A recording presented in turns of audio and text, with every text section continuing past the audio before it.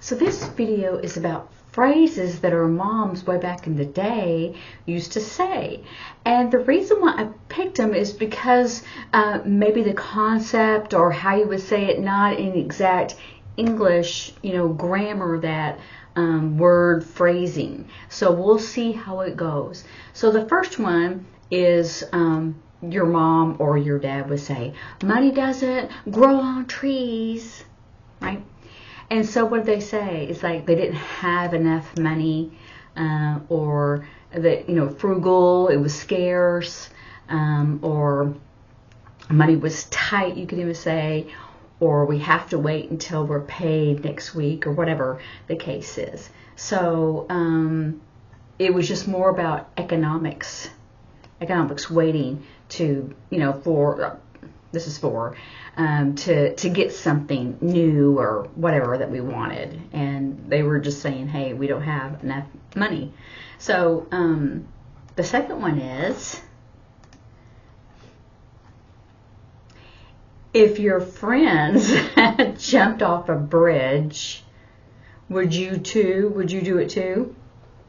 So if your friends jumped off a bridge. So I said, if your friend's bridge jumped off it, would you also? Same as, would you also? So they were saying more about peer pressure, right? So they didn't want you just to do whatever someone else did. And plus they're going, well, everyone is doing it, right? How the kids, or maybe you said that too, it's like everyone is doing it. Who's doing it, right? So anyway, they were wanting children to be, personally responsible and think about what they were doing. Maybe it wasn't a good idea, that kind of thing. The third one is clean your plate. There are children starving in China. So this is hungry, right? So if it's starving, it's like, or you could even say they don't have enough to eat. They don't have enough, or don't have enough food. It's the same concept, right? So that's what they're saying here. Is this was back in the 1960s. Remember we did that the other day. And people were becoming more aware of what was going on in the world. And they knew there were people that were less fortunate, less money, and they didn't have the same as American people had. And so they wanted, if they gave you the food, they wanted you to eat it because other kids who are starving would be happy to eat that. But they didn't add that. I mean, maybe they did, or some did, but it's like starving children in Africa, starving children in China. So you would point to another place and you just add a space where that is, where if it's China or if it's Africa, you would point there. Okay, number 4. Don't sit so close to the TV. You're going to damage or ruin, you're going to ruin your eyes. And now you see people wearing those virtual reality glasses, like that. It's like right there. But what they were really saying, I mean, they said it ruined it, but they didn't want you sitting so close because it was kind of big, or some of the TVs were bigger than, I'm going to say normal, because when they first had TVs, they were kind of small, and you would sit close so you could see clear, or you wanted to be like in it. And so one of my sisters thought, she could be in the TV with like the football men running around. Anyway, that's just an aside story. But moms knew that like screen time, you needed to be outside. But back then in the 60s, we didn't have a lot of TV time. It seems like we were outside most of the time, but like if cartoons were on or after school TV shows were on. But and now moms say the screen time, we need to limit it, or you have like so many minutes, and that's hour minutes, like, oh, you have 15 minutes or you have 1 hour, or you have 5 minutes left, or something like that, because they know they want you to do something else than just staring at the screen.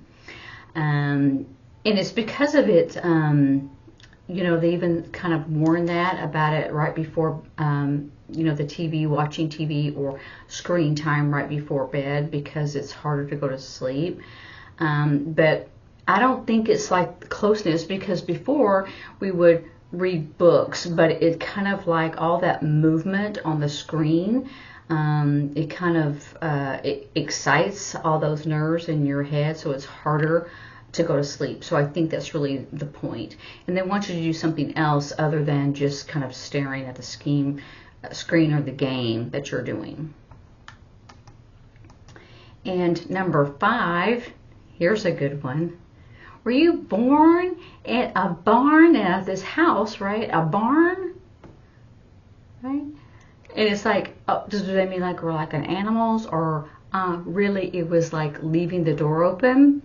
And even if they had like a fan or a window air conditioner or central air conditioning, or even if it was heat, if you're just going outside and you open the door and you just leave it open, then all that heat or the cold air is now outside. And I remember my mom saying, we're not, or my dad, he would say, we're not cooling the outside, the neighborhood or whatever, we're not heating the outside. So it's the same thing. Were you born in a barn? And that's normally if you're like, or if you're messy. Like if your room was all dirty and messy and clothes and everywhere. So it was really trying to tell the children that you need to keep it clean or shut the door or those type of things. So that's why that sign. Were you born in a barn? Maybe. Number 6. Remember this one. Always wear clean underwear. Because you pull out like your pants or skirt, and it's whatever, it's the underwear. Some people, this is diaper, so I don't really use that one. If I see something, if it's going into the pants, I know it's underwear. And it was not really about that. It was really about becoming or being prepared or ready for anything, and to make sure that you are clean and bathing and clean clothes. So it was really more about just the underwear in case if you were in an accident, right? It was always being prepared or being ready and being clean. And, having, and looking your best, it's like, oh, I don't want people to think, blah, blah, blah. They would go on, right? They would have the different explanations, but it was really about being prepared and showing your best, clean clothes and things. Number 7, don't make me come up there. Don't make me come up there like if you had a second floor, upstairs, or, like if you're in the car and your mom says, don't force me. Don't force me to stop this car, right? It's the same concept. Don't force me to go up there on the second floor, like to their bedrooms. If you have a second floor, don't make me come up there.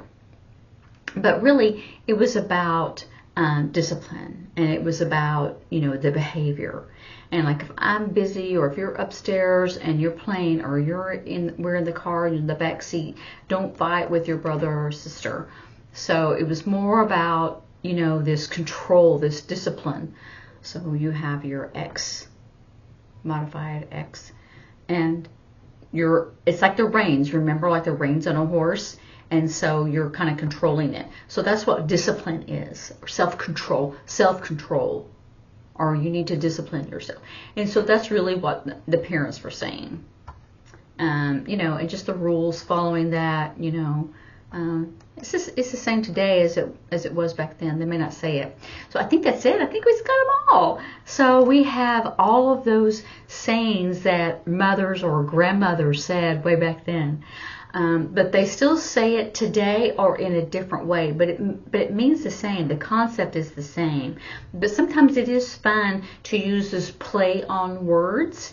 Don't force me to go up there on this, if you have a second floor, don't force me to come back there, or don't force me to stop this car, right? You just want the kids to behave. And sometimes, like if you had on a shoe, you would take it off, and that's what I would do. Throw it back there, stop, because you don't want to just. But anyway, and then you go, if they weren't paying attention. Most of the time, I think I missed the kids, but you were gonna just wanted to like throw it back there. You don't want it to hurt the kids. You just want them to behave while you're doing something and not hearing something while you're busy, like in the kitchen or cleaning, or you have some friends that have come over to chat, or you're driving and you're trying to concentrate. So all those different things is more about discipline, right? And the rules to follow them. So instead of saying follow the rules, you would say rules, follow them. And then you have that list. Rules, follow them. So that's how you would say that, follow the rules. Or you need to behave. Behave. This is behavior. You need to control yourself. That kind of those types of things. So anyway, so have fun with them and try and think about sayings that your mom or your grandmother said, and how would you sign that, and how would you do it? Time, topic, comment. And most of the time, these sayings don't have a time to it, so you would say topic and comment. Were you born in a barn? And you would say, barn, were you born in there? And why are you so messy, dirty? Or why you just leave the door open? Or, something like that. Or it could mean like you're an animal and you didn't know what to do or how to behave or what the rules were. So anyway, so have fun with it. Remember, topic, comment, practice. I will see you later. Bye.